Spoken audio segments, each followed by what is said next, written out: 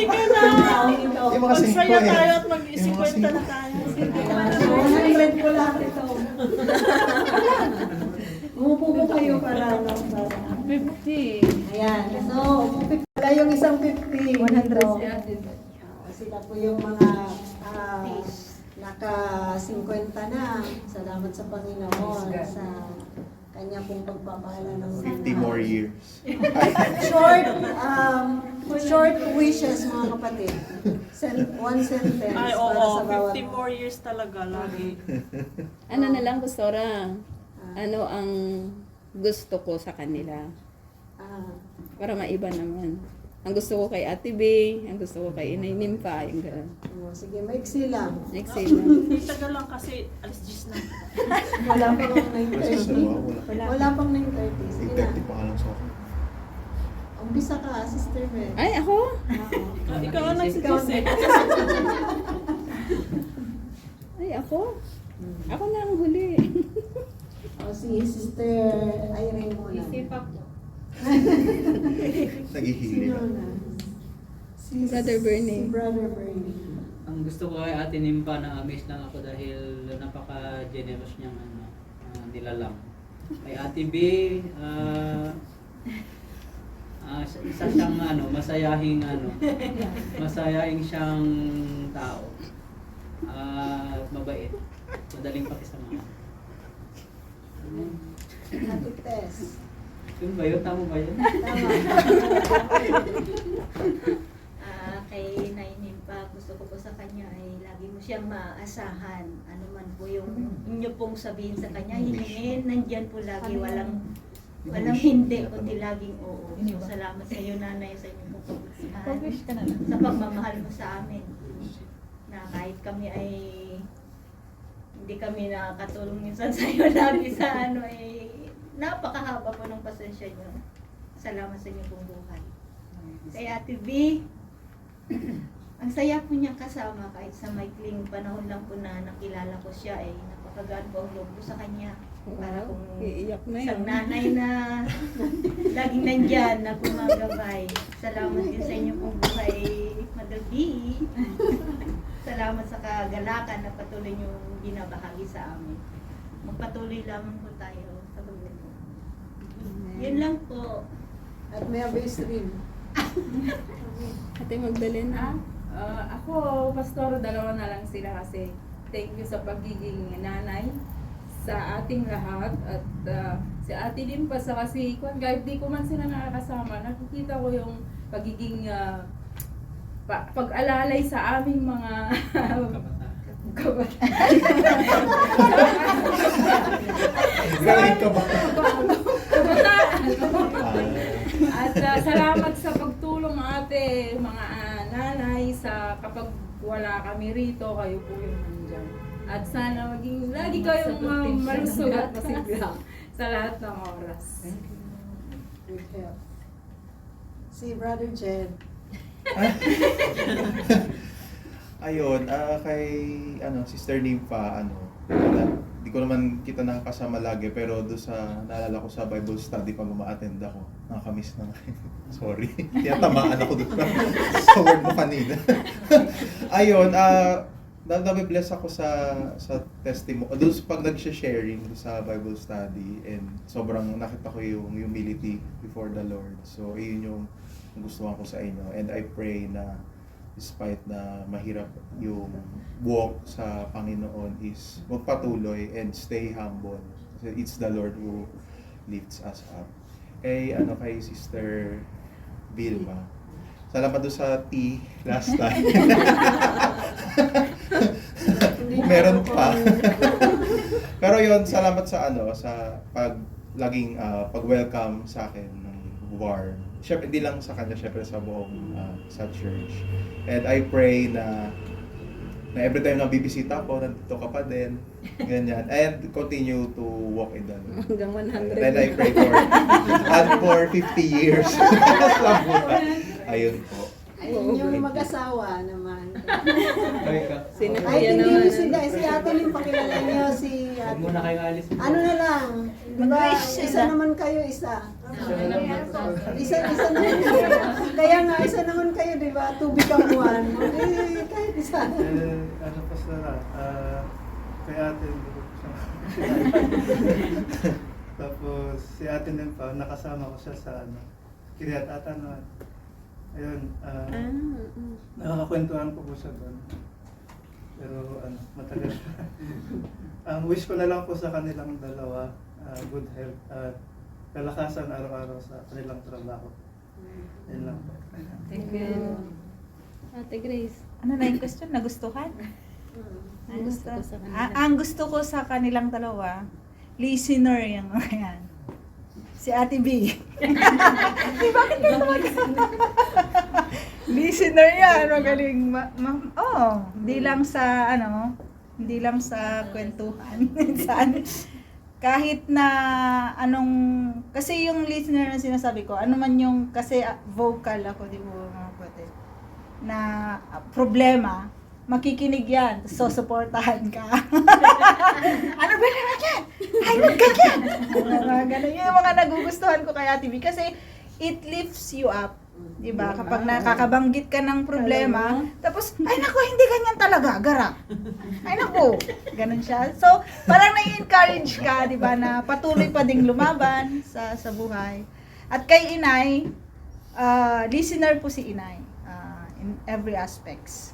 At yung kanyang advice, lagi ay talagang magbibigay sa iyo ng courage. As you see her, may encourage ka na kay Inay. Di ba? Nakikita mo siya, sa akin personally ito mga kapatid, sa kanya pong mga pinagdaanan sa buhay, yung testimony niya, malaking encouragement yun sa akin bilang may asawa. At dati yan. At nagpatuloy tapos si Inay, appreciative siya. Lagi-laging na-appreciate. Ay, Inay, ang ganda! Ganyan po yun yung pagkakakilala ko po, yun yung mga nagugustuhan ko kay Inay. Kasi nagbibigay ng positiveness sa akin. Yun po, happy birthday. Sister Irene. Sa akin po, una sa ating Minfa, kasi nakasama ko yan sa work. So, nung time na yun talagang nakilala ko siya at sa Moodskin to no? At talagang yung buhay niya ay naging big encouragement din sa akin. Tsaka nakita ko yung yung strength niya. Na kahit nahihirapan na lumalaban pa, lagi kong naalala yung sinasabi niya, nalaban lang. Yun. Yung trademark niya sa atin. Nalaban lang at huwag masyadong didibdibin. May likod pa. Yan yung mga natin pa. Kaya sana ay ibigay ng Lord, ipagkaloob ng Lord, ano man yung desire ng puso mo, mga dinadalangin mo, at more strength pa. Ayan. At kay Ate V naman, masayahin at saka ang nagustuhan ko sa kanya is yun nga, yung even a small thing ay na-appreciate niya yun, mga gano'n. Tsaka approachable sila. Dalawa. So yun, God bless sa inyo. Thank you. Okay lang yan.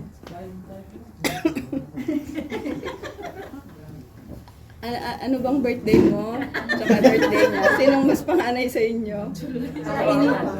Si Ate Nimpa muna. Si Inay Nimpa ay nakasama ko din siya, 'di ba, Inay? Isa siya para sa akin, isa siyang yung shoulder to cry on and to lean on. Kasi sa lahat ng mga most ng mga trabaho ko, siya yung sumasalo. Di ba? Kumbaga, yung dati, di ba? Oo. Tatawagan ko siya. Nagkakataon naman na yung pag nagkakaproblema ako, siya lagi yung available. At ina-appreciate ko yon. Siya yung nagtutuloy. Siya yung nagtutuloy at napaka matyaga lang talaga ni Inay. Napaka matyaga, napaka sipag, kapag kasama mo yan, hindi kanya talaga pababayaan. Kumbaga, parang anak talaga yung turing sa'yo. Di ba? Ihahanda ka niya. Mabilis siyang kumilos at na-appreciate ko lang talaga yon. At isa pa sa na-appreciate ko kay inay, napaka-generous niya. Hindi lang sa akin, kundi pati sa family ko. Sa lahat ng occasion, lagi siyang may regalo sa akin. Kahit kokonti lang yung sahod niya, 'di ba? Hindi siya yung pinakamababa ng sahod sa lahat. Sa lahat sa atin dito. Pero never siyang nag-fail sa pagbibigay ng regalo sa akin, kay Shalom, kay Mama. Diba? Laging ganon. And I thank you for that, Mother. At the Lord will always make a way na maibalik din sa iyo yon in God's perfect time or timing.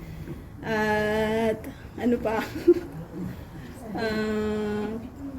Kay Ate B naman, ang gusto ko naman kay Ate B, hindi ka talaga mawawalan ng kakampi. Kasi sa lahat ng mga problema ko sa buhay, gusto ko lang talaga yung umuwi sa flat. Kasi pagdating ko, siya kaagad yung unang nasisilayan ko at sasabihin niya, halika na, magkwento ka na ng buhay mo. Laging ganun, di ba? At minsan pag medyo bad mood ka, tapos didiretso ka sa kwarto, sabihin, tatawagin ka talaga niya, ano nang nangyari? Di ba? Laging may follow up, kaya nabo-voice out mo yung problema mo, di ba? Nakikinig siya. At pinapanigan ka niya. Yun yung maganda. Dito kay Lola B. Kasama ko na siya sa Taiwan dati pa. Magka-batch kami. Magkatrabaho kami.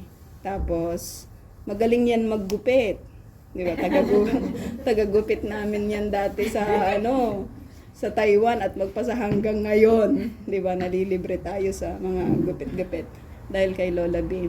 At ang kwento ng buhay din niya, di ba? Madami na yata, Pastora. Ang kwento ng buhay niya, di ba? Ang kwento ng buhay niya ay kwento para sa lahat din. Kasi pag kausap niya si Kuya Jay, kausap din niya tayong lahat. Diba? Walang sikreto kay Lola B. Napakabait niya, napaka-transparent niya. Tsaka maasahan mo yan, uutusan yan. Inuutusan ko yan palagi. Pero hindi siya nagrereklamo and always willing to help. Kahit kay inay, napakarami po nilang mga pagpapala sa akin. At salamat sa mga buhay po ninyo. Nawa hanggang sa maging 100 kayo o hanggang sa kung saan man kayo, maging ulyanin man kayo, wag niyo kalimutan niyo. O kaya ako. Diba? Sana intact pa rin tayo. Magkalapit-lapit lang naman tayo at iisang dugo tayo. Dugong bugoong. Salamat po sa Lord. Ngayon, itong mga kapatid po natin ay nasa ushering po sila. So, yung mga sinabi nyo, perfect character sa mga ushers. At kay Ate Nimpa, siguro short na lang. May mga usapan naman kami din. Naalala ko lang yung shinare niya kung paano siya mag-advise sa kanyang anak, yung panganay. Kasi dati, di ba, nag-graduate na yung anak niya at hindi pa nagtatrabaho. Sinabi niya sa anak niya, anak, pag napagod ka ng magpahinga, magtrabaho ka na. Ganun siya mag-advise, ganun talaga siya. Yung parang gagawin niyang, may sense of humor siya, gagawin niyang joke, pero may matatamaan ka sa sinasabi niya. Makikita mo yung care doon sa joke niya. Si Ate B naman, iba naman siya yung struck ka talaga. Hindi po pwede yan. Dapat paalisin mo na sila. Palayasan mo na sila. Nakakagulo sila sa buhay mo. Ganun si Ate B. Pero yung kanilang karakter, makikita mo yung pagmamahal nila sa, yung totoong pagmamahal sa atin, sa kanilang mga kaibigan. So, yun. Thank you so much. Happy birthday. May best dream. Dagdagan pa ng 20. At may ako mo stream. Sige po, tayo po ay panalangin po natin sila. Father, thank you so much, Ama, sa mga kapatid namin ito na kay Ate Lee po, Panginoon, na nag-celebrate ng kanyang birthday last week at kay Ate Lee pa noong July, binigyan niyo po sila ng 50 years kanila pong mga buhay, Lord. Thank you so much that you have guided them. Lord, tunay nga pong kayo ang nag-mold sa kanila kahit po doon sa tiyan ng kanilang mga magulang ay tunay na nandun na po kayo, Panginoon. You have planned for their lives, oh Lord God. Tunay nga pong kagaya ng sinabi niyo kay Jeremiah, before you were born, I have known you. At Lord, alam po namin na maganda, mabuti, at pinaka-the best ang plano niyo sa mga kapatid namin ito. Yes. At nakikita po namin kung paano kayo kumikilos sa mga buhay nila. We pray, Father, na kayo po ang kanilang pakinggan, mahalin, higit sa ano paman, higit sa alin paman, Panginoon, na mga bagay sa mundong ito. At tunay nga po, Ama, na alam po namin that as they choose to love you, O Lord God, ay patuloy na kayo ang magpapala sa kanila dahil yun ay pangako niyo that as they set their desires in you, O Lord God, as they set their delight in you, Panginoon, tunay nga po kayo magbibigay sa mga desire ng kanilang mga puso, Lord God. Thank you so much, Lord. We celebrate with them, with the life, Panginoon, na inyo pong ibinigay. Tigit sa lahat, Ama, thank you so much for choosing them to be your children, Lord. Nakasama kami, nakilala po namin sila dahil tunay nga pong dinala nyo kami sa iisang pamilya. Gino-glorify po namin kayo, tunay na kayo, O Diyos, alam namin, nagagabay sa mga kapatid namin ito. May you bless them, bless the works of their hands, their family, Panginoon, ang kanilang mga anak, ang kanilang mga asawa, O Lord God, at patuloy, O Diyos, na anumang pong relationship na mayroon sila, kayo po, Panginoon, ang tunay na pumagitna sa mga relationship na ito, O Lord God, at tunay na mag-glorify kayo, O Lord God, sa kanilang pong mga buhay. Ama, thank you so much. And we also, Lord, thank you sa aming pong pagsasaluhan sa gabi ito. Tunay, O Diyos, na salamat dahil tapat kayo, Ama, sa provision sa lahat ng aming pangangailangan. Salamat sa fellowship ng bawat isa, O Diyos. Ito pong aming dalangin sa pangalan ng Panginoon Jesus. Amen. God bless, happy birthday!